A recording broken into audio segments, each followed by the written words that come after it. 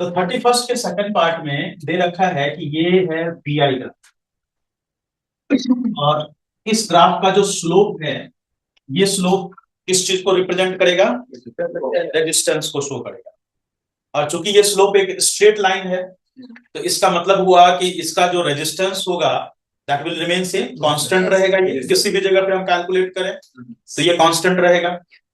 तो इसमें जो भी तीन चार वैल्यूज दे रखी है, when the potential difference is 8 volt, 10.2 volt, 1.6 volt, किसी भी जगह पे निकाल, उससे फर्क नहीं पड़ता। जो भी जगह जिस भी पोजीशन पे निकालोगे, जैसे मान लो कि यहाँ पे दे रखा है 0.5, 1, 1.5, और क्या दे रखा है 1.6, और वोल्ट आया करंट में दे रखा है 0.2, 0.4 और 0.6। तो 0.42, 0.4, 0.6, this is in ampere and this is in voltage. तो किसी भी वैल्यू पे आप निकालो, आपकी मर्जी। जैसे सपोज करो कि आपको दे रखा है 0.8 वोल्ट पे निकालो, तो 0.8 वोल्ट 0.5 और 1 का आधा हो गया 0.75, है ना? इससे थोड़ा सा। अब यहां से एक परपेंडिकुलर डालोगे आप कौन सी एक्सिस पे? इस पे किस पे डालोगे? स्लोप पे। स्केल का यूज करना, स्केल का यूज करके एक परपेंडिकुलर डाल दिया आपने स्लोप पे। अब जिस पॉइंट पे यहां पर स्लोप पे ये परपेंडिकुलर आया है, बिल्कुल उसी पॉइंट पे आप क्या करो, एक परपेंडिकुलर डाल दो। कितनी? किस पे? करंट की एक्सिस पे। ठीक है, समझ में आया क्या किया? यस। एक परपेंडिकुलर आपने डाल दिया, कहां पर? यहां से वोल्टेज से स्लोप पे डाला, और फिर स्लोप से कहां डाल दिया? करंट पे। तो आपको एग्जैक्ट यहाँ पे वोल्टेज 0.8 और करंट की वैल्यू आ गई 0.3 तो नहीं है ये, चलो 0.2 पे आएगा। लाइन थोड़ी टेढ़ी बन गई थी, चलो ये 0.2 पे आएगा। तो 0.2 पे आएगा, तो अगर इसकी वैल्यू कितनी हो जाएगी? आर की V equal to I R हो जाएगा। R equal to V by I, और v by I 0.8 divided by 0.2, value कितनी आ जाएगी? अब किसी एक भी वैल्यू को निकाल लोगे ना आप, सबकी वैल्यू सेम ही रहेगी।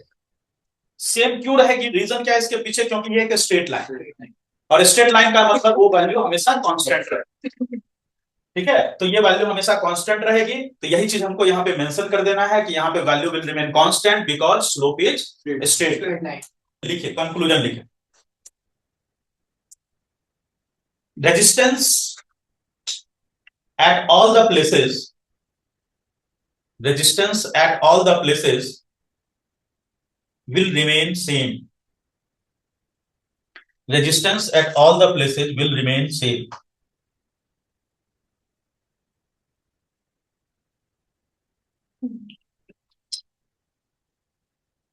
When temperature of the circuit, when temperature of the circuit remains constant.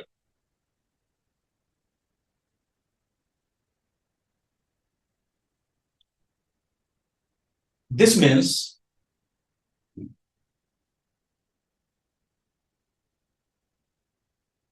these values, these values are calculated. These values are calculated at fixed temperature of circuit. These values are calculated at fixed temperature of circuit. चलिए next में आ जाए question number 32 के ए में। What is an electromagnet? List any two uses. Electromagnet है क्या? तो electromagnet की definition हम लोगों ने पिछले पेपर में भी पढ़ा था। करंट कैरिंग कंडक्टर को या सोलेनॉइड को हम लोग बोलेंगे इलेक्ट्रोमैग्नेट।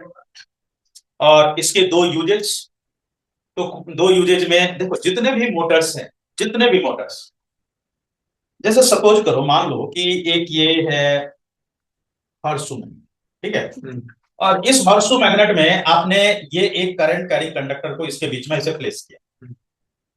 समझ में आ रही बात? देखो जरा ध्यान से सर, ये हॉर्सू, मेरे फिंगर को मान लो हॉर्सू मैग्नेट, और इसके बीच में हमने ऐसे प्लेस किया है करंट कैरिंग कंडक्टर, जिसको हम बाहर से करंट दे रहे हैं। अब यहां पर क्या होगा? इसमें फोर्स लगेगा। फोर्स लगेगा, तो जब इसमें फोर्स लगेगा तो इसके कारण क्या हुआ? डिफ्लेक्शन हुआ, है ना? डिफ्लेक्शन हुआ। अब जरा एक चीज ऑब्जर्व करो, मान लो कि ये एक magnetic field north to south, okay. यहां पर ऐसे आप देखो कि इस जगह से हमने क्या किया, करंट प्रोवाइड किया इधर से, A B C D current हमने प्रोवाइड किया। यहां पे नॉर्थ पोल है, यहां पे south pole, okay.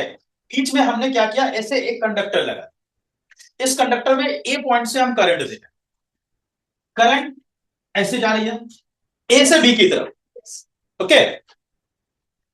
Magnetic field का डायरेक्शन देखो, नॉर्थ टू साउथ। इस पे जो फोर्स लगेगी इस वाले कंडक्टर पे, ए बी कंडक्टर पे देखो, फोर्स जो लगेगी वो किधर की ओर लगेगी, करंट किधर की ओर है, सामने आपके। मतलब ये वाली फिंगर आपके सामने, ये वाली फिंगर आपके सामने, मैग्नेटिक फील्ड आपके राइट। देखा, देखो फोर्स किधर की ओर लगेगी, नीचे की ओर लगेगी। एबी पे जो फोर्स लग रही है वो लग रही है नीचे, ओके। बीसी पे कोई फोर्स नहीं लगेगी, रीजन बता सकते हो, सोच के बताओ, बीसी पे कोई फोर्स ही नहीं लगेगी क्योंकि उसके आसपास एक फील्ड नहीं है ना। ना फील्ड तो होगी, करंट तो है ही ना, करंट का डायरेक्शन। करंट चलो यहां तक ले ले, अब फील्ड होगी। अब बताओ, फिर भी बीसी पे कोई फोर्स नहीं लगेगी, सोच के बताओ क्यों नहीं लगेगी। करंट का डायरेक्शन और मैग्नेटिक फील्ड का डायरेक्शन देखो वहां पे अरे है ना पैरेलल, तो उस पर कोई फोर्स नहीं लगेगी। साइन 180 हो जाएगा, साइन 0 हो जाएगा, 0 या 180, तो वहां पे कोई फोर्स नहीं लगेगी। सीडी पे आ जाओ, सीडी में देखो करंट किधर की ओर है, डाउन आपकी तरफ, हमारी तरफ आ रहा है। करंट आपकी तरफ है, कौन सी फिंगर आपकी तरफ, अप ये वाली फिंगर आपकी तरफ, यस ये वाली फिंगर। मैग्नेटिक फील्ड देखो, north to south, magnetic field north to south, magnetic field north to south. अब देखो तो सीडी पे फोर्स किधर की ओर लग रही है, अपवर्ड लग रही है, सीडी पे फोर्स लग रही है अपवर्ड, और एबी पे फोर्स लग रही थी, लग रही थी। मान लो ये है कॉइल, ये कॉइल है, ये वाला पार्ट एबी हो गया, और ये वाला पार्ट, इधर वाला पार्ट सीडी हो गया, ये नीचे की ओर, और इधर वाला पार्ट घुमा, घुमा। अब एबी की जगह पे सीडी आ गया, यस सीडी की जगह पे एबी आ गया, फिर से घुमा, वैसे ही पहले जैसा घूम रहा है, घूम रहा है, चलो घूम रहा है, यस घूमते घूमते बन गया फैन, है ना, ये हो गया मोटर। सेम यही वर्किंग प्रिंसिपल है मोटर का। आगे पढ़ेंगे। हाँ आगे बढ़े, यही है इलेक्ट्रिक मोटर, इसी को बोलते हैं इलेक्ट्रिक। तो इलेक्ट्रिक मोटर में जो यहाँ पे जो लगा है, यहाँ पे जो वर्किंग प्रिंसिपल है, जितने भी मोटर्स आप देख रहे हो, सब के सब मोटर यही प्रिंसिपल पे मूव करते हैं, सबके सब जो है इसी प्रिंसिपल पे रोटेट करते हैं। Working principle is Clemens left hand rule, okay. चलिए तो अब इसमें लिखें, what is an electromagnet, definition clear है सबको, यस इसके यूजेज में लिखो, ये लिखना है डेफिनेशन, लिखना है इलेक्ट्रोमैग्नेट का, No, वही sir. करंट कैरिंग कंडक्टर और सोलेनॉइड लिख लो, अगर लिखना है तो लिख लो। 32 का ए, करंट कैरिंग कंडक्टर और solenoid is called electromagnet, current carrying conductor और solenoid is called electromagnet.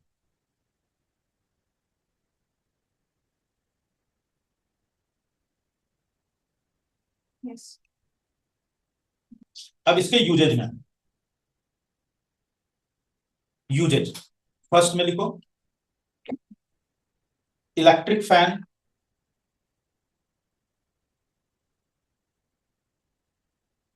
Electric car, और एनी इलेक्ट्रिक मोटर, और एनी इलेक्ट्रिक मोटर।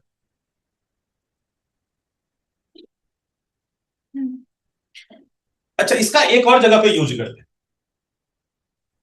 सुनो क्या यूज करते हैं। मान लो सपोज करो कि किसी जगह पे कोई एक्सीडेंट, और उस एक्सीडेंट में क्या होता है कि बहुत सारे छोटे छोटे आयरन के पार्ट्स उसकी बॉडी में एंटर करेगा, किसी भी रीजन से। अब आयरन पार्ट्स उसकी बॉडी में छोटे छोटे इतने सारे एंटर कर गए हैं, हर एक जगह पे ऑपरेट करना पॉसिबल नहीं है।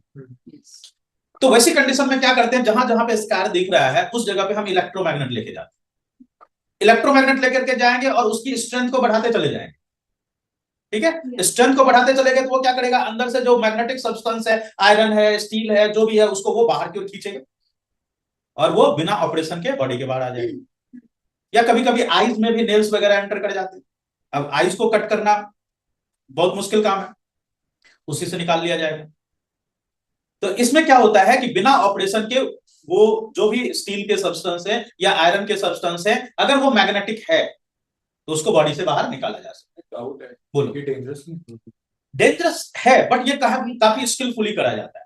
कि आप ये सोचते होगे कि इसको हो सकता है कि वो ज्यादा स्किन को डैमेज कर दे, मसल्स को डैमेज कर दे। कुछ करता है। देखो, तो ऐसे कंडीशन में क्या करा जाता है कि वो जिधर से एंटर किया है उसी एंगल पे उसको अटैच किया जाता है, सो दैट कि जिस पाथ से वो एंटर किया उसी पाथ से बाहर आ जाए। ठीक है, तो ये जो है एक्स्ट्रा डैमेज नहीं करेगा। तो ये हो गया इन मेडिकल इंडस्ट्री का। लो एमआरआई, एमआरआई इसी यही तो है, मैग्नेटिक रेजोनेंस इमेजिंग। लिखो इन मेडिकल इंडस्ट्री,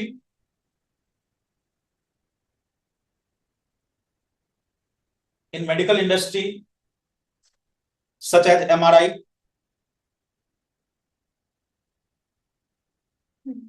चलिए ये हो गया।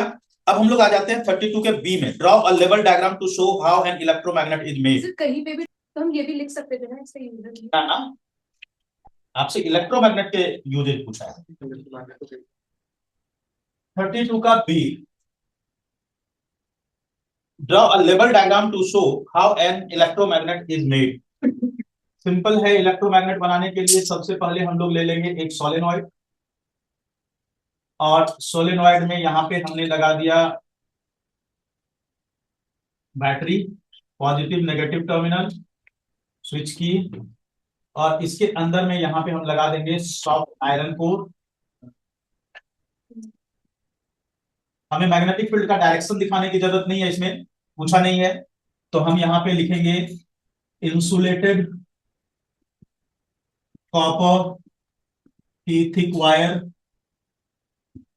ये हो गया सॉफ्ट आयरन कोर,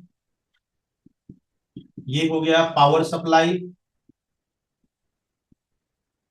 और ये हो गया स्विच की, और ये हो गया कनेक्टिंग वायर।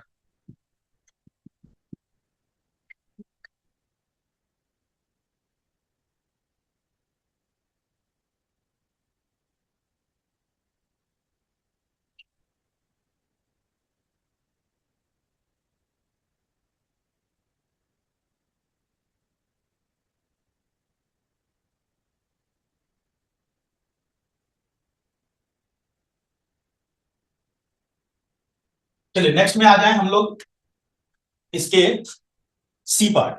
सी को गलती से वहां डी लिखा हुआ है। List two ways of increasing the strength of an electromagnet if the material of the electromagnet is fixed. तो मटेरियल फिक्स्ड है, मतलब हाँ, तो कैसे हम लोग इंक्रीज कर सकते हैं करंट को, वहां पे मैग्नेट इलेक्ट्रोमैग्नेट की स्ट्रेंथ को। रिपीटेड है, हाँ सर। तो B is directly proportional to I. पहला पॉइंट ये हो जाएगा by increasing the current, length of the by increasing the current. Second factor, B is inversely proportional to area, ये जो diameter of the solenoid, by decreasing diameter of solenoid,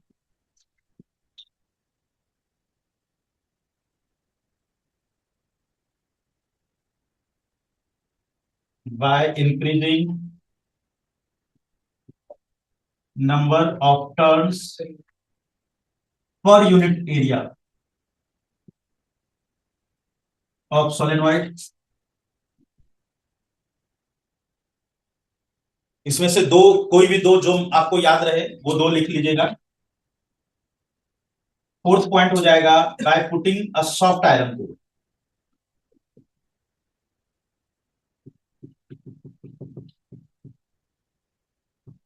core inside solenoid. Number 33 का A है, create a food chain of the following organism, insect, hawk, grass, snake and frog. तो 33 के ए में एक चीज याद रखिएगा यहाँ पे बच्चों कि कभी भी फूड चेन को हम ना लेफ्ट टू राइट बनाते हैं ना ऊपर से नीचे बनाते हैं। हमेशा जब भी बनाया जाता है तो नीचे से ऊपर ही बनाया जाता है और वो यूनिडायरेक्शनल होता है हमेशा। कोई भी फूड चेन में फ्लो ऑफ एनर्जी हमेशा यूनिडायरेक्शनल होती है। सबसे पहले हो जाएगा ग्रास insect, और ग्रास को कंज्यूम करेगा इंसेक्ट, frog, इंसेक्ट को कंज्यूम किया फ्रॉग snake, और फ्रॉग को कंज्यूम किया स्नेक hawk. और इसको कंज्यूम किया हॉक। तो ये हो गया फूड चेन। की पार्ट में आ जाए, name the organism at the third trophic level. Third trophic level पे आ रहा है फ्रॉग, तो सीधा यहाँ पे हम लिख लेंगे फ्रॉग, बाकी कुछ लिखने की जरूरत ही नहीं है, एकदम टू द पॉइंट आंसर करेंगे। Which organism of this food chain will have the highest concentration of non-biodegradable chemical? Hawk.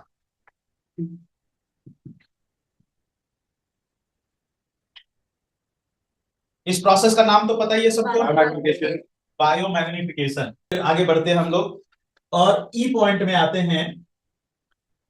If 10,000 joules of energy is available to frog, how much joule will be available to snake in this food chain? तो frog के पास है 10,000, इसका 10% transfer होगा 10% law के according, तो snake के पास कितना पहुंचा 1000 जूल पहुंचा, तो इसके पास होगा 10% of 10,000 is equal to 1000 joule of energy is available to snake। एक सेंटेंस हमने यहाँ पे इसलिए लिख दिया क्योंकि ये 1 मार्कर क्वेश्चन। रेस्ट एनर्जी कहाँ जाती है? रेस्ट एनर्जी जो है 90% is lost in the atmosphere in the form of respiratory loss day to day activity के। सेक्शन डी का जो सबसे पहला क्वेश्चन है वो है a metal X combines with non-metal Y by transfer of electron to form a compound Z। यहाँ पर ट्रांसफर ऑफ इलेक्ट्रॉन्स हो रहा है, तो कौन से टाइप की बॉन्ड बनेगी? वेरी गुड, आयोनिक बॉन्ड बनेगी। What can you say about the melting point and boiling point? Very high, very high। Will this compound dissolve in kerosene or petrol? No, ये सिर्फ वाटर में soluble है। Will this compound be a good conductor of electricity? Yes, in molten form or aqueous, not in solid form। तो ये point हम लिखेंगे वहां। चलिए लिखे 34 के ए के फर्स्ट में होगे, ए पार्ट होगा 2 मार्क का और बी पार्ट होगा 3 मार्क का, क्योंकि ए पार्ट में सीधा क्वेश्चन का आंसर करना है तो वो हाफ मार्क है। तो state the type of the bond. Type of the bond will be ionic bond. Second, what can you say about the melting point and boiling point of the compound? Very high। very high। बस और कुछ लिखने की जरूरत ही नहीं है। Will this compound dissolve in kerosene or petrol? No। Will this compound be a good conductor of electricity? Yes, in molten or aqueous form, not in solid form।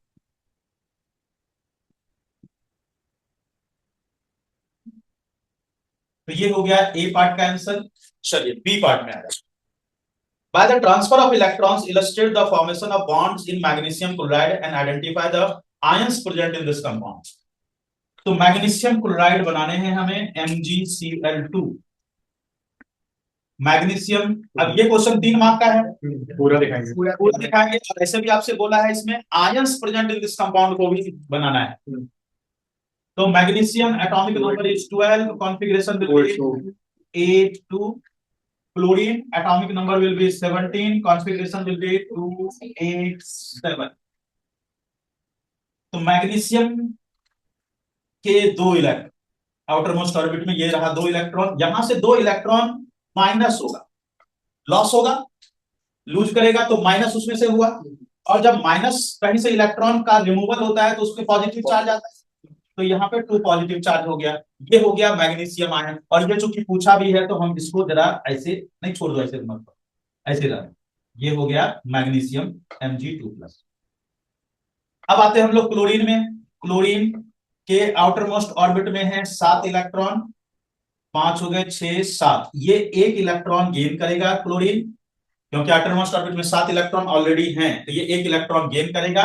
और gain करेगा तो 7 इसके खुद के इलेक्ट्रॉन और एक इलेक्ट्रॉन इसने gain किया, 2 3 5 2 7, एक इलेक्ट्रॉन इसने गेन किया मैग्नीशियम का, इसके ऊपर आ गया -1 चार्ज। अब किसी के स्कूल में अगर इसको बोला गया इस चार्ज को अंदर रखने के लिए, तो अंदर रख लीजिए, कोई फर्क नहीं पड़ता। आप इसके अंदर में चार्ज रखें चाहे बाहर चार्ज रखें, उससे कोई बात नहीं है। मैग्नीशियम के 2 इलेक्ट्रॉन ये कंबाइन कर रहे हैं 2 क्लोरीन के साथ,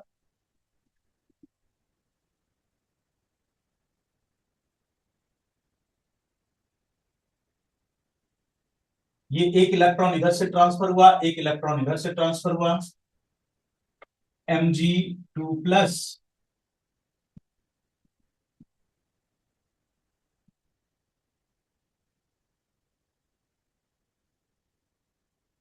इस तरह के 2 क्लोरीन वहां पे हैं, तो ये हो गया MgCl2। तो ये हो गया क्वेश्चन नंबर 34। क्वेश्चन नंबर 34 का और The two ores A and B were taken on heating ore A gives CO2। तो जिस ओर से CO2 प्रोड्यूस हो रहा है वो कार्बोनेट हो रहा है, जिसका हमें कैल्सिनेशन कराना है। और ओर बी जो है ये सल्फाइड ओर है, जिसका हमें रोस्टिंग कराना है। चलिए तो हम लोग देखो इसमें पूरा प्रोसेस पूछा है, right? What process will you take to convert them into metals, into metals तक। तो उसको सिर्फ रोस्टिंग और कैल्सिनेशन पे नहीं छोड़ना है, मेटल्स तक लेकर के जाना है। ठीक है, तो इसको 3 मार्क के अकॉर्डिंग कैसे लिखेंगे? हाँ जी,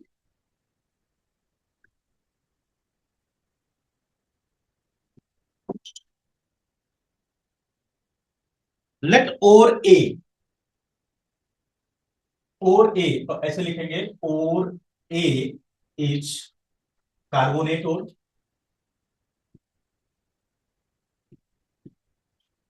लेट इट बी MCO3। ठीक है, समझ में आया? जी सर। सुन लो, एकदम ध्यान से सुन लो कि सॉल्व करेंगे कैसे। आपको बेसिकली दिमाग में ये चलना चाहिए ना कि जो चेक कर रहे पेपर आपको है, उसको हर एक इंफॉर्मेशन एकदम प्रिसाइज मिले, कि उसको मार्क्स काटने का मौका देंगे हम तभी तो मार्क्स काटेंगे। मौका ही नहीं देना है उसको कि कोई जो चीज वो ढूंढ रहा है उस आंसर से रिगार्डिंग सब चीज वहां पे क्वेश्चन में जो पूछा वो वहां पे अवेलेबल होना चाहिए। ठीक है, तो और A is carbonate, let it be MCO3।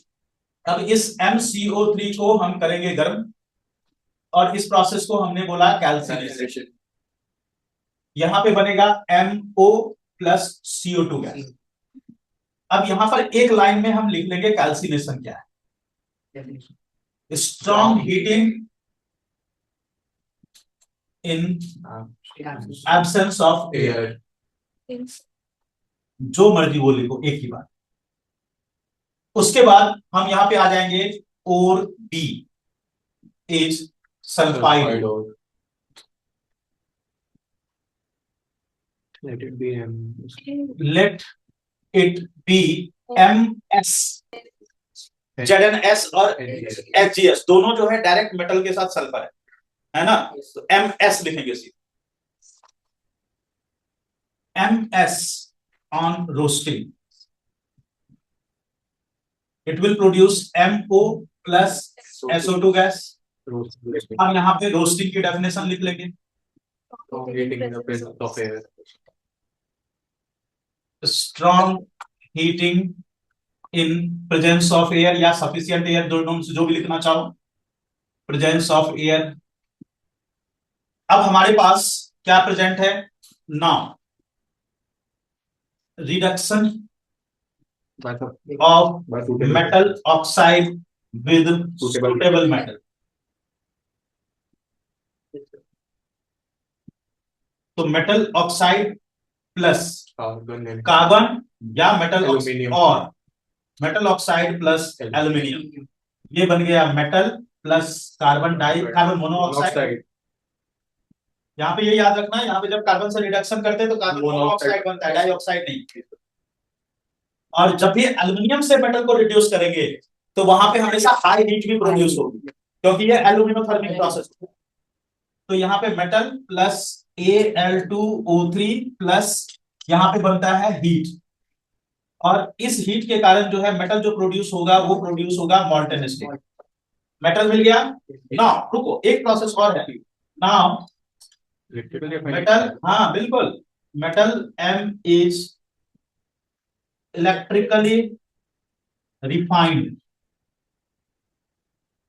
To obtain pure metal. हो गया। सर आपने बताया था कि मर्क्यूरी वाली ओर का रिफाइन मरकरी का नहीं करते, कॉपर का तो करोगे, जिंक का तो करोगे, आयरन का तो करोगे। हो गया suitable element. Now reduction of metal oxide with suitable element, तो यहां पे ये हो जाएगा इसका पूरा कंप्लीट है। कॉन्स्टिट्यूएंट्स ऑफ सोल्डर, टिन का सिंबल SN और लेड Pb। तो ये हो गया टिन और लेड। अच्छा ऐसे ही पूछ रहा हूं, बताओ टिन का साइंटिफिक नेम स्टैनम। टिन का साइंटिफिक नेम इज स्टैनम, और लेड का प्लम्बा। यस एग्जैक्ट, लेड का प्लम्बा। आगे बढ़ते हैं हम लोग, और नेक्स्ट में आ जाएं।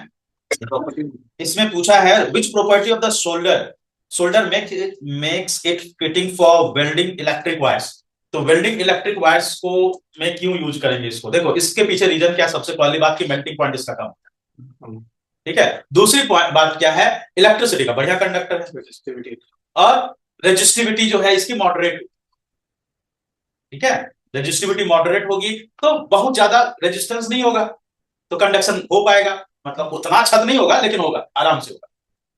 लिख प्रॉपर्टीज ऑफ सोल्डर में लिखें।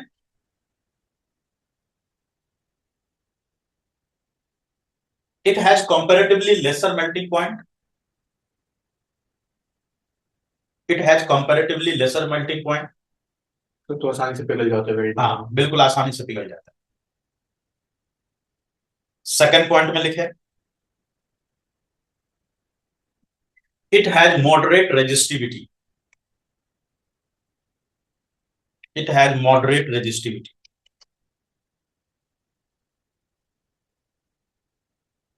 तो ये हो गया question number 34 completed. Now question number 35। इसमें किस किस चीज की लेवलिंग करनी है, इसमें लेवलिंग करनी है रीनल आर्टरी और यूरेथ्रा, बस इसी दोनों की लेवलिंग करनी है, किसी की नहीं, सिर्फ रीनल आर्टरी और यूरेथ्रा। तो ये हो गया रीनल आर्टरी। अब यहां पर मैंने तो रेड पेन से ड्रॉ किया है, लेकिन आपके पास जो है रेड पेन का ऑप्शन नहीं है, तो आप कोई भी लेफ्ट राइट कोई भी यूज कर सकते हो रीनल आर्टरी के लिए, उसके लिए कोई बात नहीं। और ये हो गया यूरेथ्रा।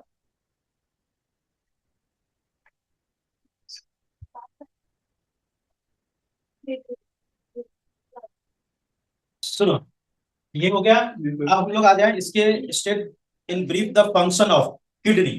किडनी के फंक्शन में लिखो it removes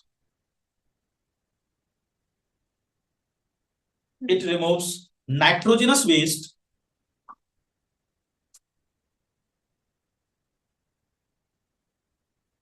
and other metabolic wastes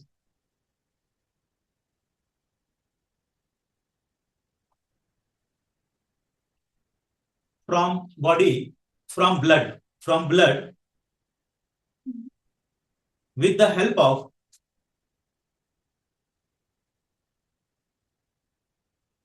its functional unit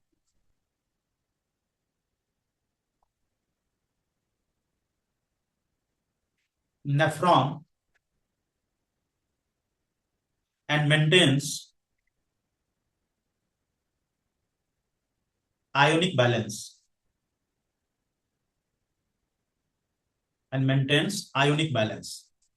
तो ये आयोनिक बैलेंस भी करता है बॉडी में, ये याद रखिएगा। 22 वर्ड है, हो गया विद इन द लिमिट सारे पॉइंट्स, इससे ज्यादा पॉइंट्स ही नहीं हो सकते किडनी में। आप उसमें मैंने मेटाबॉलिक वेस्ट भी लिखा, नाइट्रोजनस वेस्ट भी लिखा, उसमें मैंने फिल्टरिंग यूनिट भी लिखा है, इसमें मैंने ये भी बताया कि ये बॉडी में आयोनिक बैलेंस करता है। तो इसलिए जो है आपको आंसर बनाना है, ऐसे ही बनाना है, सारे टर्म्स उसमें यूज करने हैं but with in the limit. ठीक है, तो अब इसके कौन कौन से टर्म को अंडरलाइन करोगे? Blood functional unit nephron maintain balance. हाँ ठीक है, चलिए आगे बढ़ते हैं। नेक्स्ट में आते हैं हम लोग यूरेटर। यूरेटर में इतना ज्यादा यूरेटर में उतना ज्यादा नहीं हो, जिसमें जितना होगा उतना ही लिखेंगे। यूरेटर में लिखेंगे it is around 25 to 30 centimeter in length. It is around 25 to 30 centimeter in length, which carries filtered waste from kidney to urinary bladder. From kidney to urinary bladder.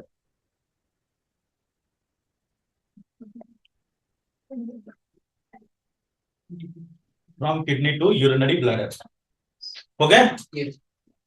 चलिए ओके, आगे बढ़ते हैं। नेक्स्ट में आ जाए urinary bladder.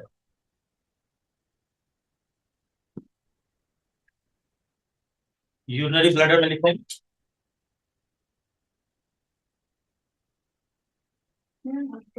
एक second. it temporarily stores urine. It temporarily stores urine around 500 to 700 ml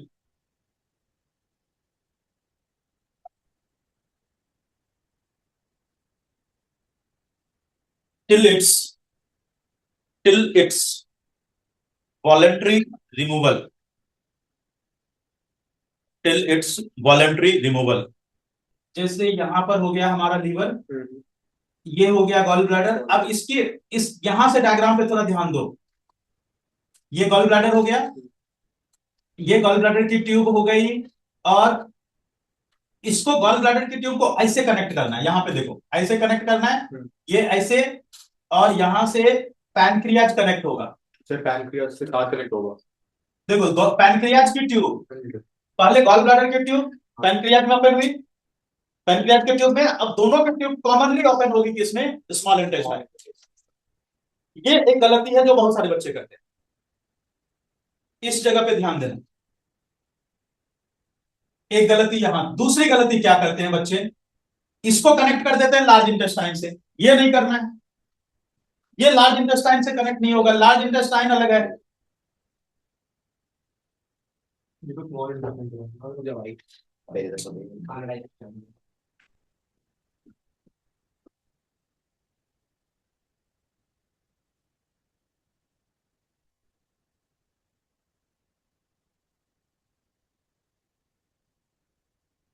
ये small intestine जो है आगे क्वाइल होती है, और ये आगे जाकर के क्वाइल होकर के कनेक्ट होती है लार्ज इंटेस्टाइन में, इसकी कनेक्शन अलग है।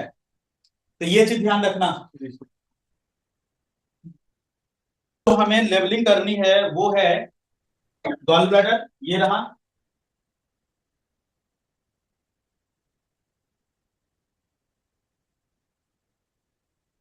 गॉल ब्लैडर के बाद इधर और क्या करना, लीवर, ये रहा लीवर,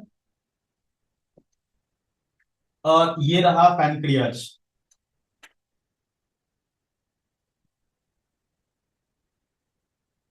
अच्छा, आप लोग को पता है कि पैनक्रियाज को हम लोग डुअल ग्लैंड या मिक्स ग्लैंड बोलते हैं? क्यों बोलते हैं? एंडोक्राइन और क्योंकि इसमें एंडोक्राइन और एक्सोक्राइन दोनों नेचर। एंडोक्राइन नेचर मतलब हार्मोन्स प्रोड्यूस करता है। कौन कौन सा हार्मोन? ग्लूकागॉन। और एक्सोक्राइन नेचर मतलब एंजाइम्स प्रोड्यूस करता है। तो ये कौन कौन से एंजाइम्स होते हैं यहाँ पे? Lipase, pancreatic amylase. अब हम लोग आते हैं नेक्स्ट इसके पार्ट में, बी पार्ट। ये हो गया और का ए पार्ट, 45 के और का हो गया ए पार्ट। अब हम लोग आ जाए इसके बी पार्ट में, state the role of liver. तो लिखें लीवर लीवर में लिखें, it produces bile juice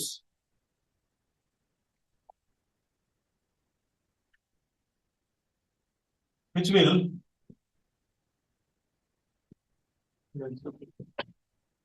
emulsify Create an alkaline. the bigger fat drops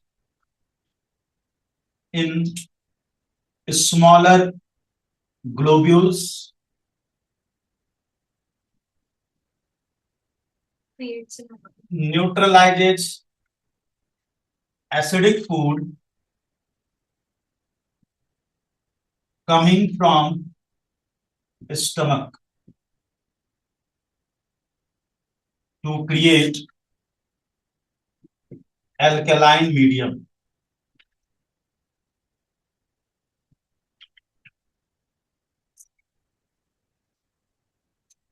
pancreas के रोल में लिखें,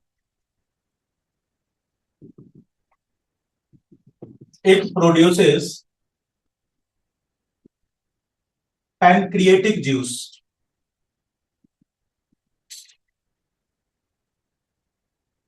containing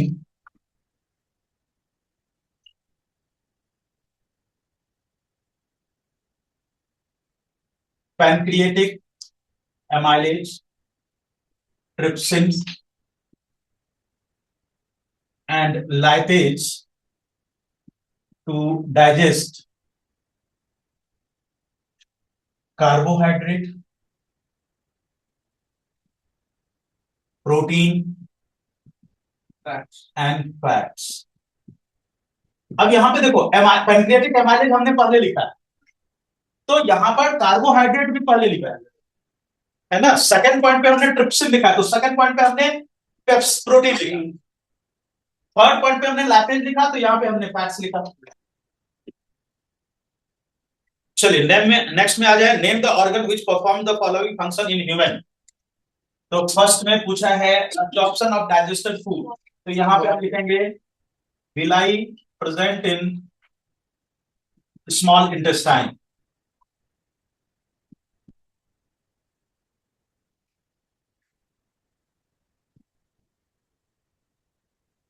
second point, absorption of water large intestine.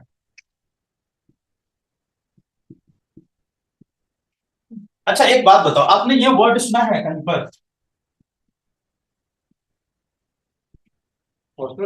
हाँ, किसी को पता है ये क्या होता है? बॉडी में आयोनिक बैलेंस को मेंटेन करना, है ना, इसको हम लोग बोलते हैं ऑस्मोरेगुलेशन। करता कौन? It is kidney. किडनी में मैंने लिखा था ना, तो इसको ही ऑस्मोरेगुलेशन बोलते हैं। प्लांट के केस में वाटर बैलेंस वहां पे भी होता है। फिर वो जो पूरा एसेंट ऑफ सैप है वो भी ऑस्मोरेगुलेशन? ना ना ना, वो एसेंट ऑफ सैप ऑस्मोरेगुलेशन नहीं। ऑस्मोरेगुलेशन का मतलब होता है बॉडी में वाटर और मिनरल दोनों की बैलेंस को बॉडी में बना के रखना। ठीक है, वाटर और मिनरल दोनों बैलेंसिंग बनाने के प्रोसेस को ऑस्मोरेगुलेशन बोलते हैं। यहां पे बोला जो है concave mirror focal length 20 centimetre है, correct? At what distance from the mirror should a 4 centimeter tall object be placed so that it form an image of 30 centimeter from the mirror? अब यहाँ पे जो दे रखा है 30 सेंटीमीटर, आपको ये नहीं दे रखा है कि 30 सेंटीमीटर इनसाइड द मिरर है कि आउट ऑफ द मिरर है, फ्रॉम द मिरर। अब कुछ बच्चों ने क्या किया, वहां पर 30 सेंटीमीटर फ्रॉम द मिरर को कुछ बच्चों ने इनसाइड द मिरर लिया। जिन बच्चों ने इनसाइड द मिरर लिया उसका -12 आंसर आया। जिन बच्चों ने इसको आउट ऑफ द मिरर लिया, मतलब जो रियल इमेज ले रहे हैं, उनका -60 आ रहा है। तो अब आंसर, अब बात यह है कि इसमें हम कौन सा लेंगे, तो इसमें क्या है, दोनों लेंगे। दोनों लेंगे, और इसलिए दोनों लेंगे क्योंकि हमें बताया तो है नहीं। तो जब हमें बताया नहीं है तो हमें तो दोनों लेना ही पड़ेगा। दो पॉसिबल आंसर्स, और दोनों के दोनों हम यहाँ पे सॉल्व करेंगे। एक में हम v को पॉजिटिव लेंगे और एक में v को नेगेटिव लेंगे। दो केसेस बनेंगे। तो पहला केस हम ले लें जिसमें कि 36 का a, इसमें हम ले लें फोकल लेंथ 20 सेंटीमीटर -20, यहां पर भी हो जाएगा -20, height of the object they रखा है 4 सेंटीमीटर, v की वैल्यू यहाँ पर ले लेंगे -30 सेंटीमीटर, और यहाँ पर v की वैल्यू ले लेंगे, हाइट ऑफ द ऑब्जेक्ट दोनों में 4 सेंटीमीटर और v की वैल्यू यहाँ पर ले लिया हमने +30 सेंटीमीटर। अब हम इसको कैलकुलेट करें तो यहाँ पे हो जाएगा 1/v plus 1/u equal to 1/f, 1/-1/30 plus 1/u equal to 1/-20। तो 1/u equal to -1/20 plus 1/30। LCM हो गया 60 -3, एलसीएम 60 -3 प्लस 2 -1/60। तो 1/u इक्वल टू -1/60, तो इसलिए u की वैल्यू आ गई -60 सेंटीमीटर। ये हो गया हमारा पहला है। अब यहां से हम निकाल लें एच आई भी पूछा है, तो magnification equal to -b/u equal to HI/HO। तो -b is equal to -30 upon -u -60 minus cancel is equal to HI/4। तो ये हो गया 2 times cancel, 2HI is equal to 4, HI is equal -2HI is 4, HI is equal to -4/2 -2 centimetre. ये आ गई HI की value इस केस में। अब हम आ जाए सेकंड केस। सेकंड केस में सेम तरीका, 1/v plus 1/u equal to 1/f, 1/30 plus 1/u equal to -1/20। तो 1/u इक्वल टू -1/20 -1/30। एलसीएम हो गया इसका 60 -3 -2 -5/60। तो u की वैल्यू आ गई -12 सेंटीमीटर। अब उसके बाद magnification is equal to -b/u is equal to HI/H। -b है 13 upon u -12 is equal to HI/4। तो ये minus minus cancel, 30 into 4 is equal to 12 into HI। तो HI की वैल्यू आ जाएगी 10 सेंटीमीटर।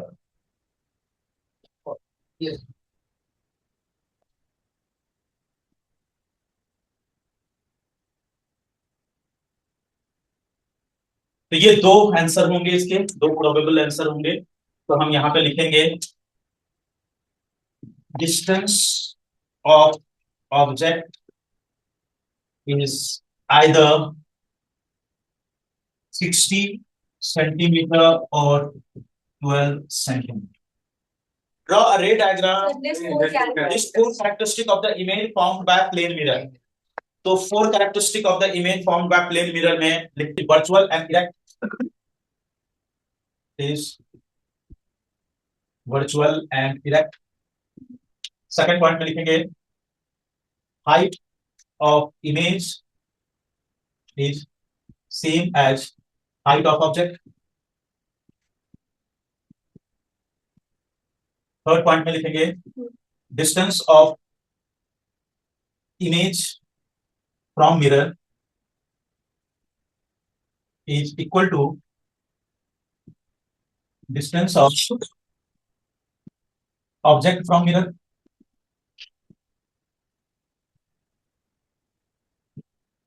फोर्थ पॉइंट में आ जाएगा हाँ, image formed is laterally inverted.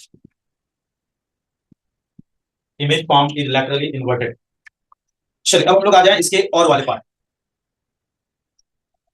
Draw the ray diagram in each to show the position or nature of the image formed when object is placed between P and F of concave mirror। Okay, तो हम लोग आ जाएं इसके और के ए वाले part में।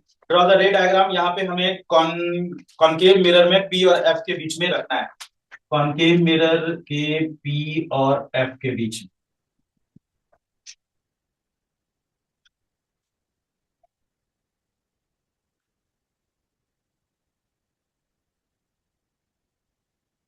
एक ray of light concave mirror ही है ना, हाँ, कॉनकेव मिरर P और F के बीच में।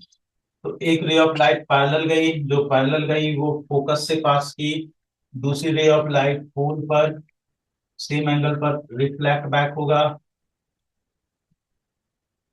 दोनों रे डाइवर्जिंग होंगे, दोनों को हम पीछे एक्सटेंड करेंगे और यहां पर बन जाएगी इमेज। ये रही। अब इस इमेज की नेचर,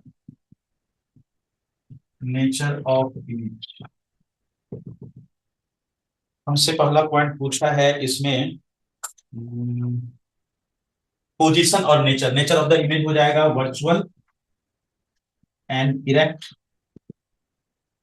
पोजीशन ऑफ इमेज ये हो जाएगा बिहाइंड द मिरर,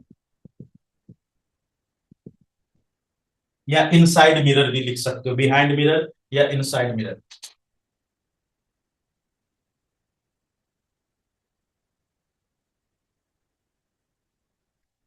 तो ये हो गया इसके ए का फर्स्ट, ए का second, in front of convex mirror.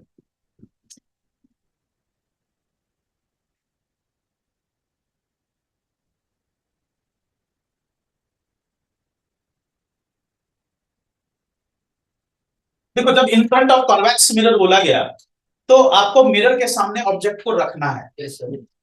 ऐसा मत कीजिएगा कि वहां पे इन्फिनिटी से लेके आ रहे हैं, ठीक है, सामने ऑब्जेक्ट को आपको रखना है कहीं पर। और सेम यही चीज ध्यान रखना है कॉनकेव लेंस के भी केस में।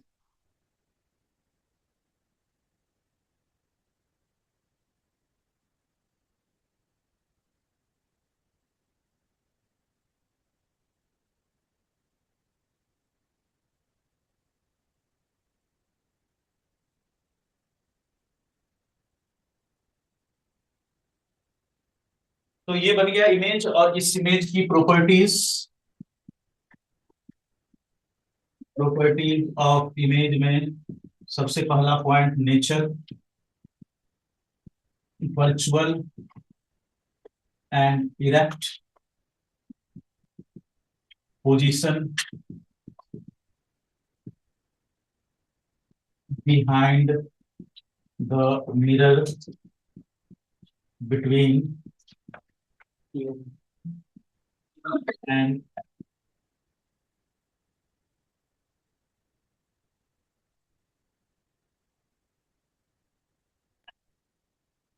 यहां पर आपको दे रखा object is 2 metre from the lens, you हो गया -2 मतलब -200 centimetre. Forms an erect image 1/4, तो मैग्निफिकेशन हो गया +1/4। सर ऐसा जरूरी है मीटर से सेंटीमीटर में? अभी बताता हूँ क्यों जरूरी है। Determine the focal length of the lens, आपको फोकल लेंथ फाइंड आउट करना है। तो देखिए मैग्निफिकेशन इज इक्वल टू होगा, लेंस की बात कर रहे हैं तो b अपॉन u, तो 1/4 is equal to b upon -200। पूरे मीटर में दिया था? नहीं, सेंटीमीटर में करके लास्ट में करके। तो ये हो गया 4 into B is equal to -200, B की वैल्यू आ गई -200 अपॉन 4, ये आ गया -50 सेंटीमीटर बी की वैल्यू आ गई। अब हमें यहां पर पुट करना है लेंस फार्मूला में 1/v -1/u is equal to 1/f। तो 1/v -1/50 -1/-200 is equal to 1/f। तो ये हो गया -1/50 plus 1/200 is equal to 1/f। LCM आ गया इसका 200 -4 plus 1 is equal to 1/f।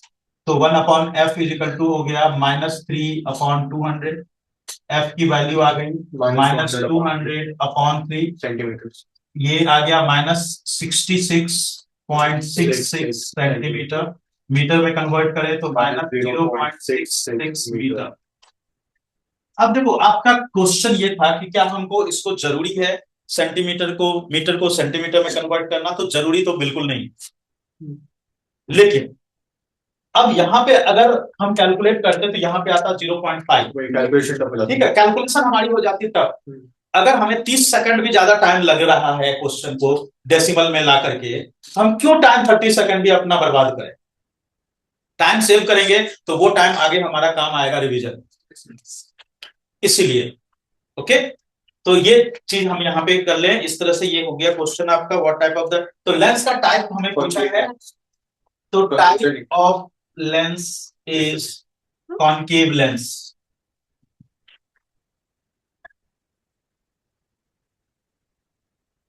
तो जो क्वेश्चन अलग से पूछा है उसका आंसर भी हम अलग से करेंगे। चलिए अब हम लोग आ जाते हैं सेक्शन ई में।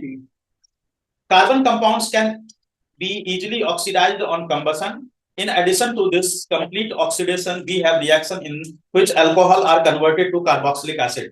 We see that some substances are capable of adding oxygen to others. These substances are known as oxidizing agent. तो पहला क्वेश्चन इसका है give two example of good oxidising agent. ये दो मैंने आपको ऑलरेडी बता रखे हैं, तो इसके फर्स्ट में आंसर बनेगा alkaline KMnO4, alkaline KMnO4 and acidified K2Cr2O7.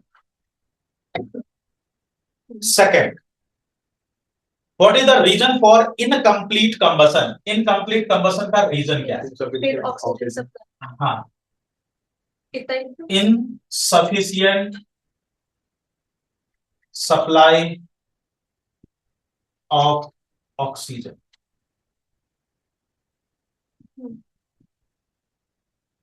Combustion is an oxidation or reduction type of reaction. It is oxidation. oxidation reaction. Draw the structure of compound but2ene.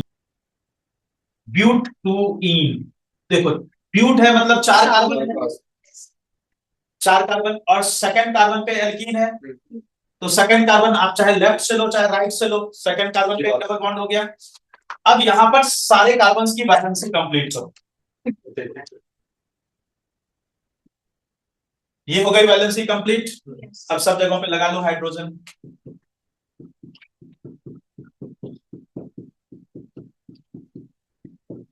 ये हो गया but2ene।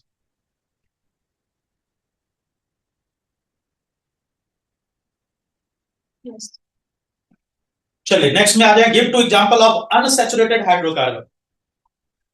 और वाले में अनसैचुरेटेड हाइड्रोकार्बन का ये हो जाएगा इथीन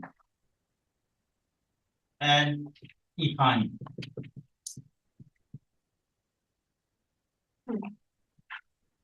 तो जैसे कभी कभार एंड को वैसे बना के लिख देता है, उसके लिए कोई प्रॉब्लम नहीं। करते हैं। चलिए नेक्स्ट में आ जाए question number 38। mechanism by which the sex of an individual is determined is called sex determination. In human beings, sex of newborn is genetically determined, whereas in some other it is not. There are 46 chromosomes in human being. Out of these, 44 controls the body character and 2 are known as sex chromosome. The sex chromosome are of two types, X chromosome, Y chromosome. At the time of fertilization, depending upon which type of the male gamete fuses with female gamete, the sex of newborn child is decided. तो इसमें first question है how many types of gamete are present in human male. तो human male में कितने तरह के gamete होंगे? Two types, one containing X and other containing Y. लिखो एक ही मार्क का, एक ही मार्क का, तो लिखेंगे two types, one containing X and other containing Y chromosome. और मैं पूछा है mention the number of autosomes found in human cell. तो ऑटोजोम्स के कितने नंबर हो जाएंगे? 44।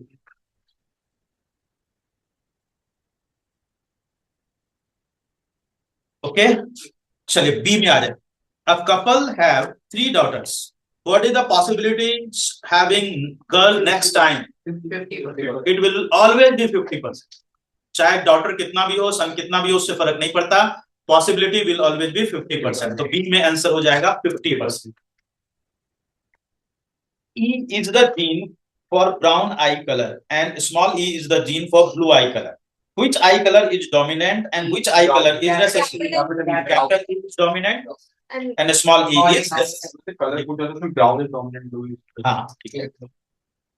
तो लिखेंगे brown eye colour is dominant. C में लिखें brown eye colour is dominant and blue eye colour is recessive.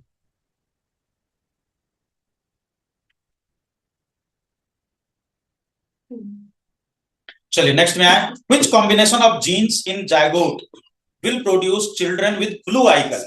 Small e small e. Small हाँ, स्मॉल ई स्मॉल ई. हाँ बिल्कुल, इतना ही लिखना है. Small E will represent blue eye colour. Small e small e small E will represent blue eye colour. Sir अगर यहीं पे ब्राउन पूछो तो तीनों लिखते हैं ना. हाँ बिल्कुल, दो दो हो जाएंगे उसमें. दो. कैपिटल ई हो जाएगा और कैपिटल ई स्मॉल ई अगर ब्राउन पूछा जाएगा. चलिए नेक्स्ट में आ जाए. Every electric appliance like an electric bulb, radio or fan has label on engraved plate on it which tells us the voltage and electrical power consumed by it. The power rating of electrical appliance tells us the rate at which electric energy is consumed by the appliance. For example, a power rating of 100 watt on the bulb means that it will consume electrical energy at rate of 100 joules per second. If we know the power and voltage of electric appliance, then we can very easily find the current I drawn by it. This can be done by using formula P is equal to V into I. What is the SI unit of power? Watt. SI unit of power is watt. तो A part cancel हो गया. watt, WATT, bracket में capital W लिख लीजिएगा, small w नहीं, capital W. और वाले part में आए. Write the commercial unit of power. तो commercial unit of power is kilowatt.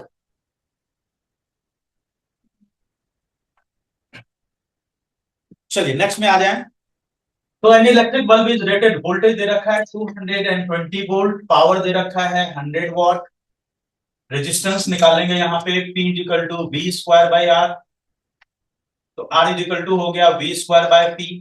V square is 220 into 220 divided by P 100. Resistance आ गया 484 ओम. अब इसको हम पुट करेंगे सेकंड सिचुएशन में, और सेकंड सिचुएशन में हमें दे रखा है, क्या दे रखा है, वोल्टेज दे रखा है 110 वोल्ट. आपको रेजिस्टेंस पता है 484 ओम है, निकालना है पावर. तो P equal to V square by R. P is equal to V square 110 into 110 by R 484. Divide करो, ये आ जाएगा 25 वॉट.